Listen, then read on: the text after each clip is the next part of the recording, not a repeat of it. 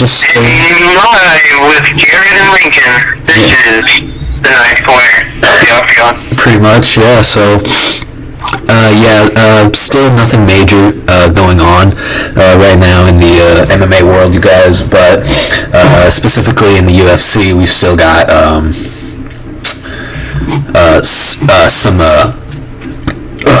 obviously we still have some issues.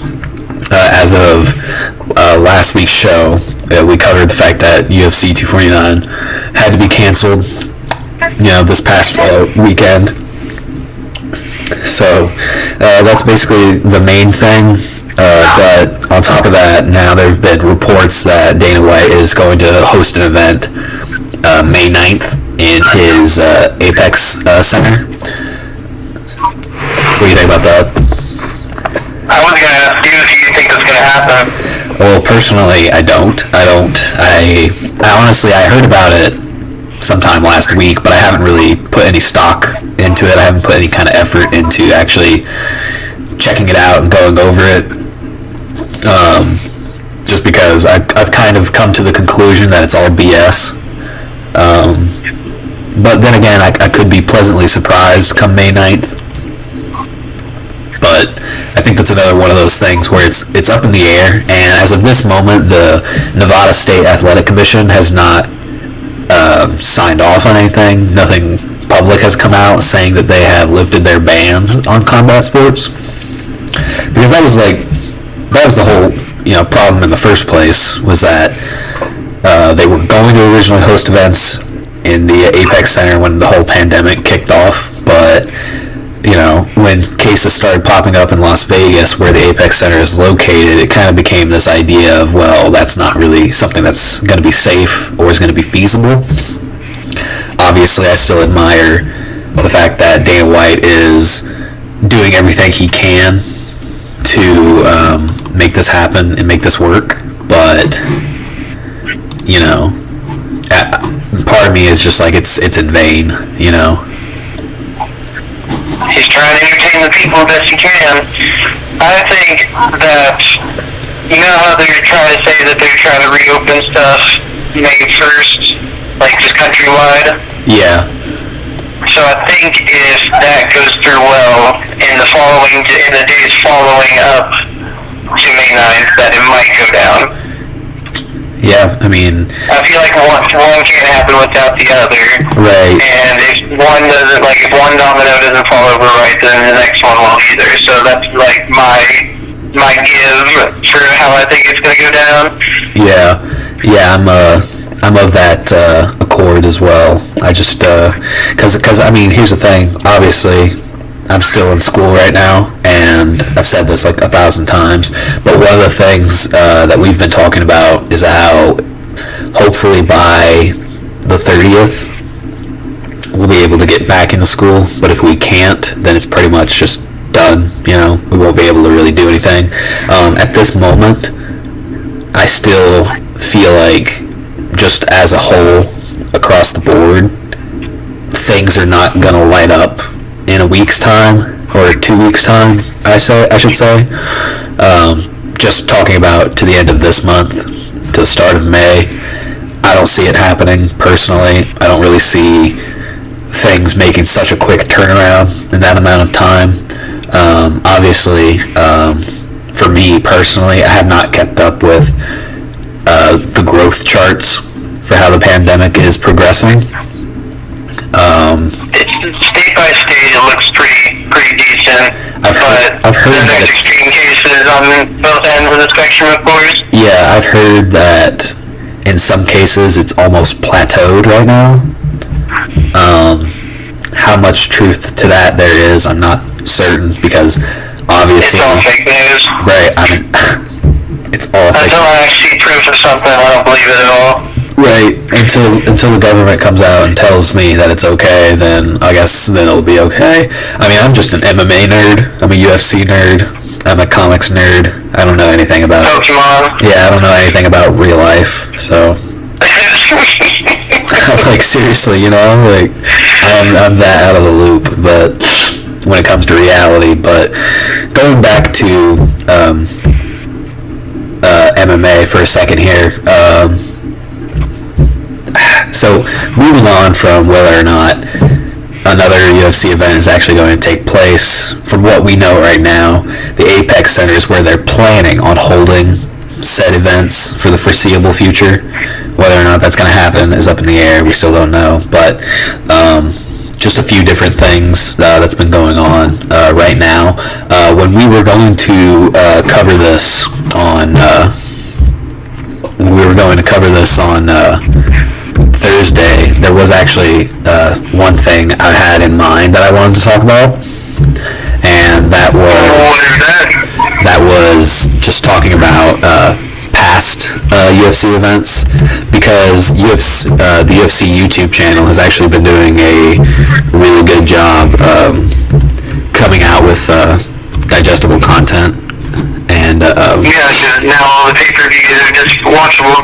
Yeah, and it's been great.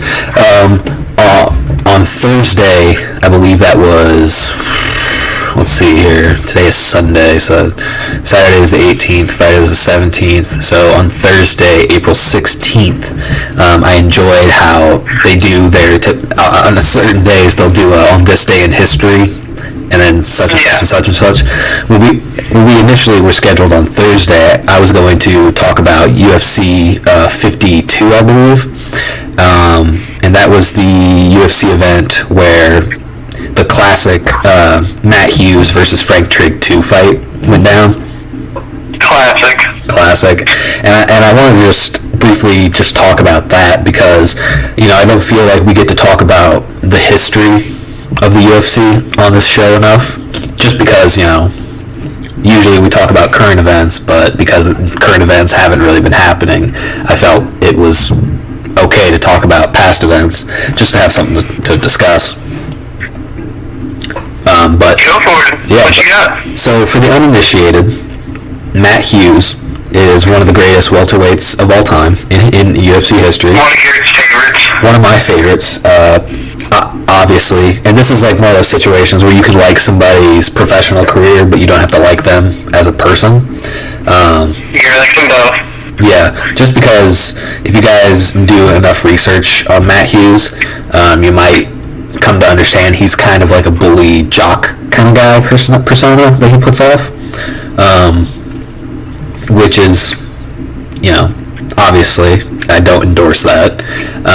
But if you look at it comes with the territory, and you could argue that it happens to a lot of people. A lot of people turn into douchebags whenever they become like the greatest fighters of their era.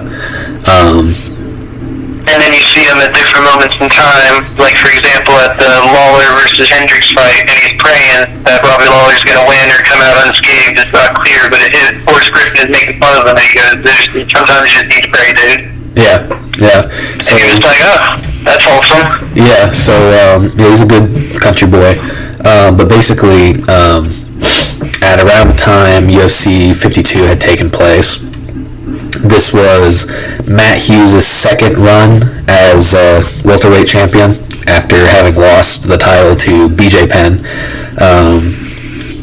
He was on a 5-fight winning streak. He had defended the belt 5 times. He lost it to BJ Penn. BJ Penn vacated the title, and then Matt Hughes,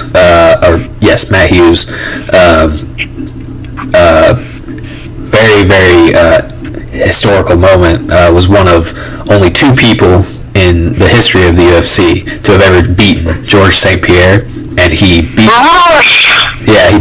George St. Pierre for the inaugural to capture the vacant title at that point in time. Beat him via armbar, if I'm not mistaken, and then went on to defend the title a couple more times. One of those times happened to be his rematch with Frank Trigg, which took place on UFC 52, April 16th.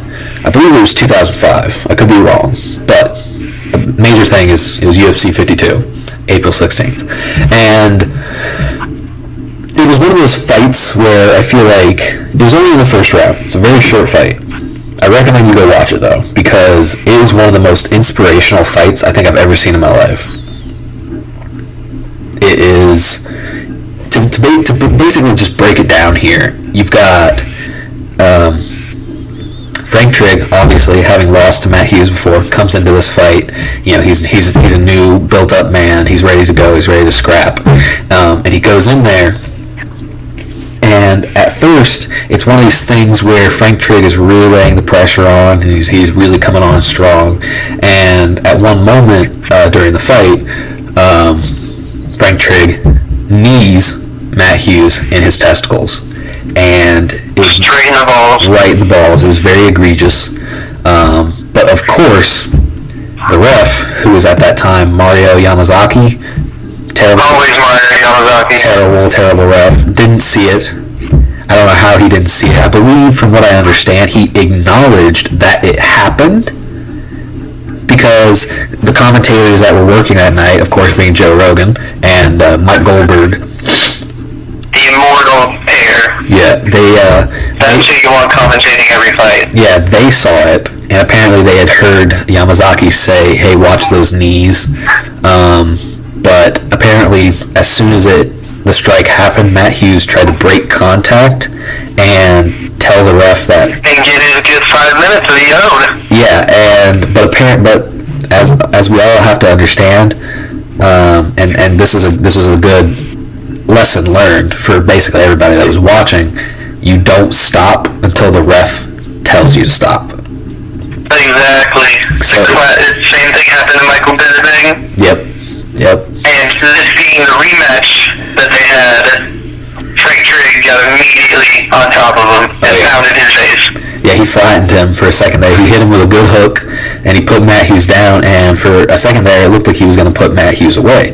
He's laying it into him. He's just raining down heavy shots, and then he eventually gets Matt Hughes' back, sinks in a really, really strong rear naked choke. And his face is going purple. Joe Rogan screaming about it. Yeah, it's literally one of those cases where he's either about to pass out or he's going to tap out. But somehow... all hurting. Yeah, exactly. Like, he's still suffering from that nut shot. And the entire time, everybody's freaking out. But then, somehow, some way, the hold is broken. And as soon as the hold is broken, whether it be Frank Trigg just slipped up or Matt Hughes somehow was able to pull Frank Trigg's arm free of his neck, then Matt Hughes was able to scramble, pressure... Excuse me, I'm about to sneeze. Oh, excuse me. It's the Rona. It's these allergies, damn. It's the allergy virus. But basically, Matt Hughes pressures into him, pushes him up the cage, gets in a very deep double leg, picks him up over his shoulder, carries him across the ring, and slams him down on the opposite side. And then, after enough of grappling and just a heavy barrage of elbows, Matt Hughes circles around and he sinks in the exact same choke that Frank Trigg had just tried to pull on him, and actually gets the tap. And it's like it happens so fast from start to finish. It's like a roller coaster. And when it's over, I'm shocked every time. It's one of those things where it's like it's one of the greatest comebacks, I think in history. And he gets out of the choke, wins the grappling exchange, gets the double leg, doesn't just push him against the cage or try to buy time, doesn't try to go for a trip, takes him to the other side and slams him. Like, goes out of his way to make it extreme, and then chokes him out, not only in the same way that Frank Trigg was trying to get him earlier in the fight, but also the second time he choked him out via the rear naked choke in a fight, period. Mm-hmm. Just a great comeback. History repeated itself. He didn't want to, but he forced it to. Yep. It's like he wasn't going to let that nut shot be the end of him. Be the end of his second title reign. And funny enough, that same night, UFC 52 was actually another famous rematch between Chuck Liddell and Randy Couture for the light heavyweight championship. Also a great fight. Yeah, and what I love especially about knowing that, is that after, like, you can see in the Matt Hughes versus Frank Trigg fight, you can actually, the cameras will show you behind the scenes, you actually can see Chuck Liddell watching the fight, and he's just like, he's on the edge of his seat the entire time. You know, he's so animated. It's pretty great. It's pretty awesome. Definitely enjoy that. And then talking about the Chuck Liddell versus Randy Couture fight. You know, that's another really good one right there. That was a rematch after Randy Couture, I believe, who was already by that point in his 40s, had defeated Chuck Liddell for the first time, and then Chuck Liddell went off and he kind of did a few different things, like fighting in Pride and losing to Quentin Jackson a whole bunch, and came back and like he never beat that guy, and I feel so bad about it. Because like out of all people, it's like that's the guy, you know. But whatever, I digress. On top of all that, anyway, it's a decent fight. It's another first round stoppage, and what I think is interesting about it is that I look at how light heavyweights, or at least the best of the best light heavyweights like Chuck Liddell, fought back then, and also people like Randy Couture. But I look at the way, especially how Chuck Liddell fights, and it's very intriguing to me because he's such an efficient counter striker, but only in the sense of, but only in the sense of he was able to take shots a lot, but then he always had these crazy hooks, you know, like he had such long reach. His stance is like unlike what I see a lot of in light heavyweights nowadays. It's something that I don't know, like having you know, seen John Jones a bunch, having seen Dominic Reyes, it's definitely interesting seeing how or not seeing, but it's interesting thinking about what a prime Chuck Liddell would be like in today's day and age, considering how a lot of light heavyweights, it seems like in the division now, are focused solely on offense as opposed to being able to take damage and then deal it out as it's coming towards you. It's very interesting to me. And yeah, but it added up pretty quickly for Chuck Liddell. Yeah, and sometimes getting a hit and counter striking after doesn't pan out if you're facing Rashad Evans. Yeah, that's why it's interesting seeing how it has changed and grown over time, because people realize that's a good way to, you know, fuck yourself up for life. Yeah. Yeah, because I can't imagine what it would have been like. Oh man, excuse me. I got like really bad sinus congestion right now. I think you got the Rona. Stop it. Stop saying that. I think you are corona. But anyway, so yeah. The government. It's all the government. Probably, I don't know. But anyway, I'm not gonna sit here and debate conspiracy theories with you. I'm just playing. But yeah, so speaking of, but that was what I was going to talk about this past week on Thursday. But you know, you and I had several scheduling conflicts, and so what I thought was interesting today, because they dropped another on this day in history today, being April 19th, and it was for UFC 83, which was the rematch between Matt Serra and Georges St. Pierre. Amazing. Yeah, very interesting, because for the uninitiated, that was one of those moments. So Georges St. Pierre had already established he was one of the greatest in the world by that point in time. He had first fought Matt Serra. And then Matt Serra, who I believe was fresh off of winning the Ultimate Fighter, if I'm not mistaken. Or he had won the Ultimate Fighter, and then there was some weird scheduling, or people had to drop out of certain fights, and he basically somehow along the way ended up securing a title shot against Georges St. Pierre, and through some crazy upset victory was able to dismantle and put away Georges St. Pierre, becoming one of, again, he never looked better than in that fight. Yeah, The first one. that's definitely the reason he's a Hall of Famer, if we're being honest. For sure. Because he's one of only two people, like I said earlier, along with Matt Hughes, to have actually successfully defeated George St. Pierre. So, yeah, it's Proving that you have to put him away. you have to. You cannot beat him via decision. As I'm sure Johnny Hendricks knows very well. And so this day in history is when George St. Pierre was able to rectify that loss in a very definitive manner in round 2 with TKO stoppage. I also thought it was interesting to just say who else was on this card. This was back in 2008, so this was on the prelims. We had the likes of Cain Velasquez, we had Damian Maia, who would go on to become big stars in their own right. Then we had Rich Franklin, Michael Bisping. It was definitely it wasn't a great card by any means, but everybody put on. It looks like everybody put on a good performance for each bout.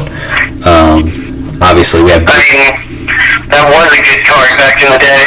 Yeah, I'd say so, because we still had Rich Franklin, who was around, Michael Bisping, who was coming up in the world. And obviously, everybody's doing what they do best. Who is Damian Maia again? Damian Maia fought Ed Herman. Yeah. Yeah, and of course Damian Maia wins. Excuse me. Oh, God, this congestion is killing me. But Damian Maia, of course, wins the way we would normally expect, via submission. According to this, a mounted triangle choke, which is very interesting. You don't see that very often. Not very, but with Damian Maia, maybe once in a while. Yeah, if you guys missed, I don't remember which one of our episodes it was, but we did cover Damian Maia extensively, I would say, on one episode of Ninth Corner of the Octagon. I'll put it. I believe it was actually the first one. I don't know. I'll put it in the description for this video, but so you guys can go and check that out, or I'll put an annotation in the top right, so you guys can check that out as I'm talking about it. But we did cover him and his Brazilian Jiu-Jitsu background extensively. So if you guys want more info on Damian Maia, I would check that video out. And Cain Velasquez is also on here for having defeated someone in the first round via TKO, which is just typical of Cain Velasquez, who I feel like is someone we're going to have to go into depth with at some point in the future. Oh no, he's one of the best heavyweights ever. Exactly. So that's basically just a little touch up on some history stuff and some shameless plugs. Let's see here. What else do we have? I don't really have a whole lot left. I've got some different gossip that's been going on about how John Jones has been ducking Dominic Reyes, or he's been holding up a rematch. John Jones is a criminal, so I don't think he's doing it intentionally. John Jones is just doing John Jones stuff. Yeah. Talking smack about Anthony Smith. Yeah. John Blachowicz just saying I'm gonna fist you. It's just typical John Jones antics. Yeah. It's up in the air, with all that. It's unfortunate, I wish I had more to discuss from my side. I don't know I have one thing. What's that? So, did you see that Tony Ferguson decided to make weight? Yes, I have seen that circulating about how Tony Ferguson was able to make championship weight. I think that just shows how dedicated and crazy El Kikuchi really is. Yeah, Because then Ariel Helwani also sent a picture that he posted a picture that Tony had sent to Ariel Helwani of it being 163. Yeah. Like the day before. Oh my god. So he was just all-nighter. Jeez. He was doing crazy Tony Ferguson workouts, climbing the wall with his fingernails. Oh my god. Chicken steel beans, doing monkey bars with handstands. Yeah, it's wrestling boxes. I mean, the man, far be it from me to say anything on the man's mental health. That's not necessarily. No, of course not. That's not. It's not about that. It's about It's about his dedication. videos that he talks about him working out. I've seen plenty. Yeah. If you guys haven't seen some of the very creative ways, and I really admire that he's able to put together some very creative workouts. Even if people want to. They're incredible. I'm positive that they're just as hard as they look. Oh yeah, and it makes sense. The way he's put it is that. Oh, sorry, my mom is trying to call me right now. But from the way that I've been able to put it together is that based on what Tony Ferguson himself has said about his workouts, is that it makes sense. He's trying to give his body variety. And that's lots of different options, which it shows. Yeah, it keeps working out interesting. It keeps it updated. It's really good. It's really nice. It's the dedication to make weight, even though you know you're not fighting. When multiple people have missed weight or been over, or just not been able to physically do it. Yeah. His dedication is to be admired for sure. Yeah, and what's funny? So I've been thinking about this all day, and I know this is a major derailing from what we've been talking about. It's completely okay. We don't have much material. Go for it. So I had a dream last night. You had a dream. You still have dreams? Okay, well here's the thing. Are you an adult? I haven't been smoking pot lately. Alright. So I've been getting a lot of dreams lately. Isn't it crazy? It is. I don't know if I like it or not. Just because it keeps me up at night. But anyway, the dream I've been having, the one that I had last night, it was very, very interesting because in the dream I was meeting almost all my favorite MMA stars. And I was like... My dreams are never that coherent if I do have them. Oh, dude, it was obviously it was doing dream stuff, so it jumps from one thing to the next. But I remember being at it's never a complete idea. Yeah, I remember being at some convenience store gas station, and Donald Cerrone just walks in with his cowboy hat on, his boots and stuff, and everybody's like, "Oh my god, that's Donald Cerrone! That's." I have one guess as to what he was doing. What? He was getting an 18-pack of Budweiser, and he's getting a big old can of dip. He was definitely getting some beer, I can say that. He was definitely getting something out of the cooler. And I see him, and everybody's just got their phones out, blah, blah, blah, blah, blah. And I am just okay, so nobody else is going to do it. I don't want to be the guy to bother him, but that's fucking Donald Cerrone. I have to say something. That's fucking Cowboy over there. Yeah. And it wasn't just Cowboy that I saw in my dream either. I remember Cowboy the most vividly, but I also remember people like Rafael dos Anjos was there. I'm pretty sure Habib was there. Oh yeah, dude, Habib was there. It's very interesting that you would mention both of them because it might have been yesterday's This Day in History, it was their fight from a few years ago. Yeah, I started watching that today too. That was a good fight. I'm halfway through it, so I haven't seen the whole thing. Of course. But yeah, that was. Yeah, I think. So whenever you saw Cowboy, was did he give you one of the feathers off of his hat? No. It was funny because. Or was Dead or Alive playing? No, it was interesting because it was just like I said, it kept jumping from like one thing to the next, and it was weird because we were all these MMA stars just happened to be at this one gas station. And it was like, as soon as I saw Cowboy, I was like, oh my god, that's Cowboy. I gotta tell him I think he's the coolest. And then I see Nurmagomedov off the side of my eye, and I'm like, I literally have to go talk to Nurmagomedov. I don't care what anybody says. Yeah, for Cowboy, it's Khabib time. Yeah, I mean, I remember shaking Cowboy's hand in my dream, and I remember... No way. Yes. That's better than doing it in real life. I remember talking to Khabib, and it was weird. It's weird because, like, the dream was affecting me in real life in a way. Like, I'm sweating. I'm literally sweating in reality. My body is just drenched in sweat. And all I can think about... Talking to Cowboy, and you're already sweaty and clammy. Exactly. Out of the corner of your eye, you can just see the eagle, and he just says, "Get the fuck now." Exactly, dude. I'm telling you. Immediately the bed's just soaked.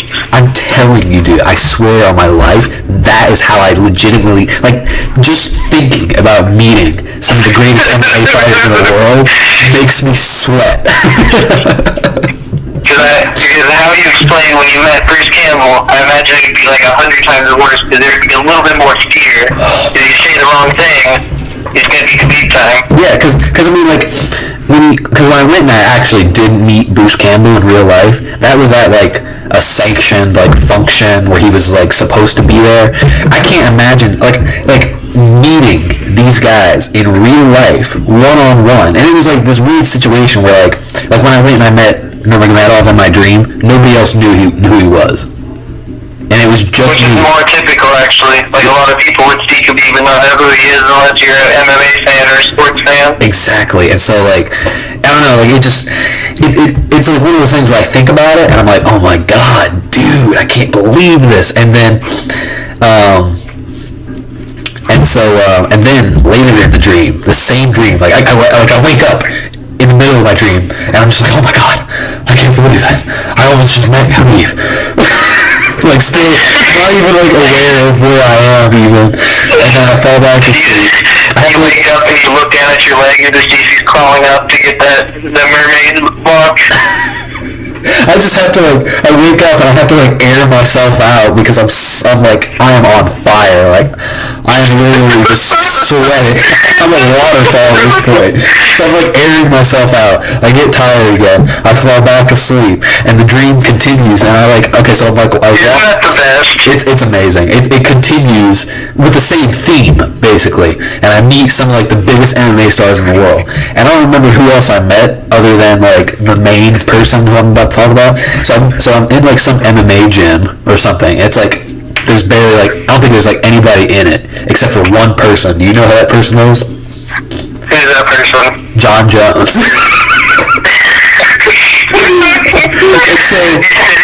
It'd be so funny if you just did all the lame parts of all of that.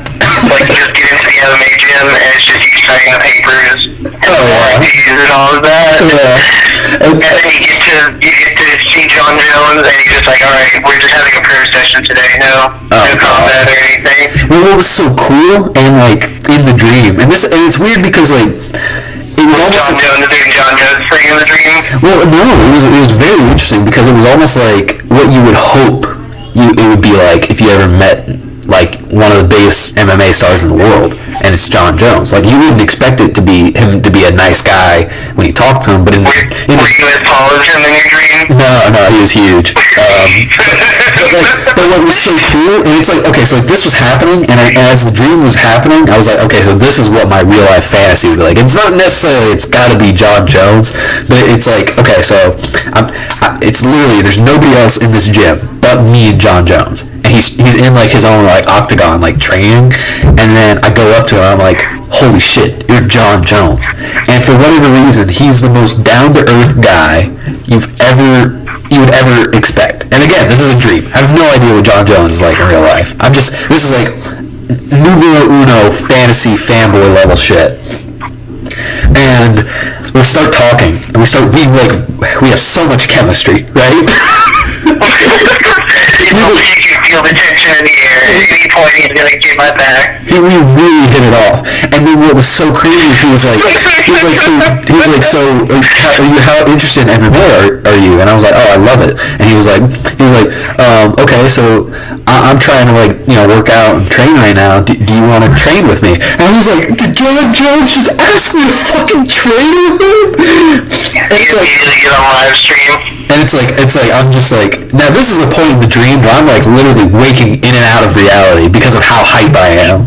And I'm just like, oh my god, John Jones. Oh my god, oh my god, John Jones. Oh, sweaty. And it's cool because like, imagine you woke up at one point and just went, take me back. Take me back. I need to be there. I need to keep rolling around on the mat with John Jones. And it's cool because we're not like sparring or anything. We're just wrestling. That's it. We're just wrestling. We're doing grappling training, and it's the coolest thing ever. I bet you got your ass kicked even in your dream. Oh, of course. But what's so cool, and this is like the dream speaking to me, basically saying your number one fantasy when it comes to MMA is to meet your favorite and the most popular MMA stars so that you can basically become friends with them and then talk to them and do workouts and stuff with them. And I was just like, yes, that's what I want. But what was the caveat to this whole thing? Aside from waking up in a sweaty mess. Sweaty mess of dreams. It was that, okay, so like every time I met one of these guys and I would try to take my picture with them, like with my phone, it never worked. Yeah, I don't know if you know this or not, but phones don't work in dreams. It was so crazy because every time I tried to take a selfie with them or something, the picture would always fuck up or the button would always fuck up. And I think that's also part of the reason why I was waking up in a sweaty mess is because like my ultimate fantasy is like be with these guys, hang out with them and talk to them. But then it's like, you know what I think it means? What? I think it means that the technology is what ruins those meetings, and that was the message he was trying to give you, but each time you just didn't listen and you tried it again. I don't know. It felt more like it was trying to come off as a nightmare because it's like you can't take a picture with them, so it's almost like it didn't happen. Almost like trying to come full circle and say, well, none of it's happening anyway. Well, yeah, it's a dream. Exactly. And I think that was... But you know what the beauty of it is? What? No matter how hard you try, it will never come across as well in real life because it was a dream. Yeah. Yeah, it was weird. It's almost better that you met them in your dreams instead. What if they were dreaming that they met you and you're like, who the fuck was that? Hopefully the universe will bring us together. That's all I can say about it. Habib wakes up and he goes, RUNAMUCK films, and just goes to his computer, types it in. Next day we have a subscriber, and we're just like, what is this, like, Russian letters? Who is Dagestan 69? Who is Dagestani champ number 1? Oh my god, so yeah, that's... Who is DC is the baddest man on the planet? Whoa, dude, that would be great. Oh, dude, DC was in the dream too, I forgot about that. No way. Yeah, and I think in the dream... Olympic? Yeah, the Daniel Cormier... Or the Olympian. I was like, that doesn't sound right. The Olympian. I thought you were going to finish and say the Olympic wrestler or something. I know, I was like, the Olympic, and I was like, contestant, and I was like, no, the Olympian. Well, what was ultimately really interesting about that dream was, aside from all the other stuff I've mentioned, was that it seemed like they were trying to tease a third matchup between Daniel Cormier and John Jones, and I was like, that's not supposed to happen. What timeline am I in? What's happening? Where did Stipe go? Hello? Dominic Reyes? What's going on? And it was just wild. The dream just ends and it's DC versus John at heavyweight. I didn't know what to... I was so thrown for a loop in my dream, I didn't know what I was going to wake up to, honestly. It was that bad, but honestly, I thought it was an interesting dream, and I thought, well, because it's MMA related, I'll bring it up on the show, so... yeah, so that's it for me. I think we've got enough. We're about 40 minutes in. If you want to call it quits. Yeah. Yeah. let's just wrap it up while the going's good. Yeah, that's a good note to end on. My sweaty dream. I love your sweaty dreams. I wish you'd bring a lot more. hopefully I'll have like another crazy one, and I'll be able to talk about it next week. But that's gonna be a new segment. I wish. MMA dreams. So what'd you dream about this week? Yeah, man, it's gonna completely change when I start smoking again. But yeah, don't do drugs, kids. So yeah, that's gonna be it for us. Some of the rest of us good. Yeah, that's gonna be it from us this week, guys. Sorry that we're a little late on the schedule, but I didn't think it really matters in the long run, anyways, because there's not a whole lot going on. At this moment in time, maybe when some more news stuff happens. Yeah. Plus, we got other stuff coming up here. We do. I'm still working on trying to find some kind of editing software that's going to help me with that. As of right now, on the new computer that I'm working off of, I have very, very bare bones editing software, and it doesn't even let you edit together audio, which is why the only thing we've really been able to do up to this point off the new computer is do these podcasts, which are basic start to finish. We don't have to edit out anything in between. So yes, that's what we've been dealing with. That's what I've been struggling with, is trying to balance everything else that's going on in my life and trying to find some kind of software that's going to be able to help me. And I can tell you guys right now, none of it is cheap. So really struggling there. But I will find some way to get out this new content, and I'll be able to hopefully make it work.